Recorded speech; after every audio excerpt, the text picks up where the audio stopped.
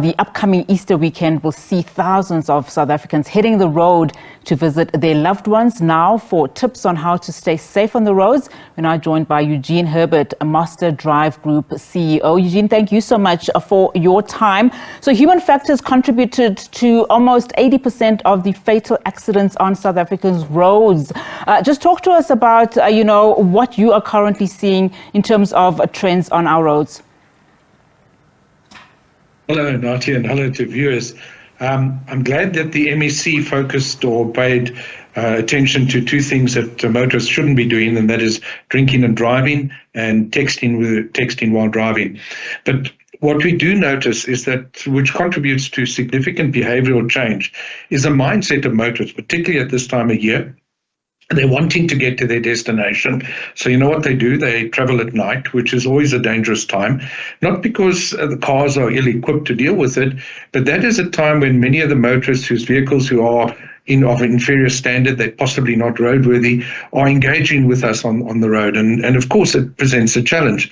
So I'd like to share with you some of the things that we could or should be doing that will minimize the likelihood of us incurring fatalities on the roads in South Africa at this notoriously bad time. Please, can we all belt up? And that doesn't only include the driver and the passenger in the front, but children. So many parents are given to allowing their children to roam freely in the back. And as a result, when and if they're involved in a collision, there's severe injuries. And just so that we understand, the body's mass, that 20, 30 kilogram child is increased by up to 30%. And as a result, the body, when they hit the windscreen or the seats in front, it's hurt very, very badly. Can we please also just be considerate of other road users? We all want to get to the destination. We always want to enjoy association with our loved ones, and we want to enjoy where we are going to be. So please, let's just drive cautiously. Drive with a view to sharing the road with others. And this speaks to what you raised earlier, our behavior. We're in a rush. We get experience road rage. We get frustrated. And as a result, we take chances on the roads, which we shouldn't do. So whilst driving on the road, make sure that our following distance is correct. Make sure that we also are taking regular rests. The recommendation is every two hours or 200 kilometers. And of course, while we're doing that, we can take toilet breaks for the children and make sure that our vehicle is in good condition. But before we even embark on the journey, please, can we just make sure that our vehicles are safe to drive? Tires correct. Windscreen wipers working in case that rains. And then, of course, to make sure that it doesn't break down on the side of the road. A list of very key, tips there, I must say, Mr. Herbert. But fundamentally, you also raised, the issue of behavior. I mean, what will it take? What will it take for South Africans to change their behavior so that we can see, compliance? I mean, one of the issues has also been in terms of tougher law enforcement. A recent study done by Compare the Market finds, that South Africa, for instance, needs tougher law enforcement. Are we not seeing that? Or can that help in terms of changing the behavior? You mentioned, motorists driving with their children without seatbelts on. I mean, these are fundamental issues that cause these accidents that you speak of. You're absolutely correct, Nati. And if we can just look at some of the things or the concerns that motorists have.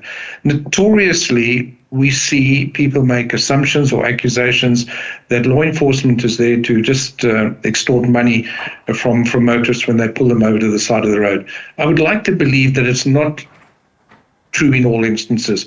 I'd like to give credit to those law enforcement officers who stand on the side of the road, who are abused by motorists. But when you speak to law enforcement, it's all very well pulling somebody over to the side of the road. And remember, we have the impending implementation of AUTO, and giving somebody a ticket for driving too fast or doing something which is inappropriate. How about a greater presence? It's been proven. In fact, it was a study done in Canada, where literally just having the effigy, a model of a law enforcement officer on the side of the road, made motorists slow down. And if we think about presence, as opposed to giving tickets, there will be more positive contribution toward reducing the fatalities. South African drivers are notoriously bad.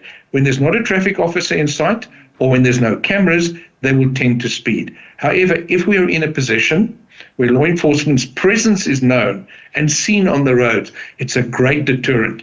But just speaking to other behavioral aspects about using cell phones, for example, motorists know that it's dangerous. It's illegal. But if you're driving during these holidays, please, if somebody's going to use the phone, let it be the passenger. There are devices which you can switch off your phone. If you really need to make a call, pull over in a safe place on the side of the road and do that what is necessary. But don't let those terrible habits cause us to be distracted and as a result have a collision with another motor vehicle and the probable loss of life, if not in our own vehicle, in another vehicle. I mean, we're notoriously known as being poor at driving and not receiving the necessary training that goes with it. I mean, to what extent will then corrective driving or some level of formal driving, go in as far as firstly, just changing that behavior and making sure that people actually know what to do when they are driving in, for instance, peak traffic, when the roads are not necessarily conducive, when the weather is inclement at times. To what extent will that help? Nati, you're speaking to the challenges that we have with our current licensing system, which is called the K53. Now, besides the fact that there's a suspicion and percentages that are quoted as being 50% of driver's licenses have been obtained in a fraudulent manner. If they presented, they're all legal, but they were obtained either as a result of bribery or some other reason.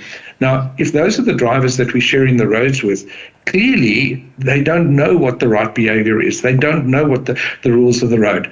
So if we address the fact that the manner in which we introduce new drivers, and this is a role that we play as an organization, where we can upskill drivers to drive in a manner which they would normally encounter. Let me just give you an example. When you go for your driver's license test, and let's assume that it's all done correctly, you drive at low speeds in suburbs, you never drive on the highway at speeds which is probably in the region of 120, and you certainly don't drive at night. Now, when a person gets their driver's license, this is whether it's an 18-year-old or not, those are the things that they immediately start doing. So clearly there's a challenge with regard to introducing those drivers to the level of expertise that's required of someone who should be able to engage in traffic. I know there's been talk so many years of a graduated licensing system where a person, when they get their initial license, they're forced to drive X amount of hours, not at night and certainly not in the company of their teen peers. Those are the things that are all there and that have been proven in other parts of the world to reduce fatalities, because the greatest percentage of fatalities occur amongst our youth. And I think it's in the region of about 25%. And of course, you also mentioned, with the minister, people walking on the side of the road, 60% pedestrian fatalities. If a person's distracted while driving and there's somebody walking on the side of the road in dark clothing, the likelihood of them being seen is so minimal. And as a result, we incur fatalities over there as well.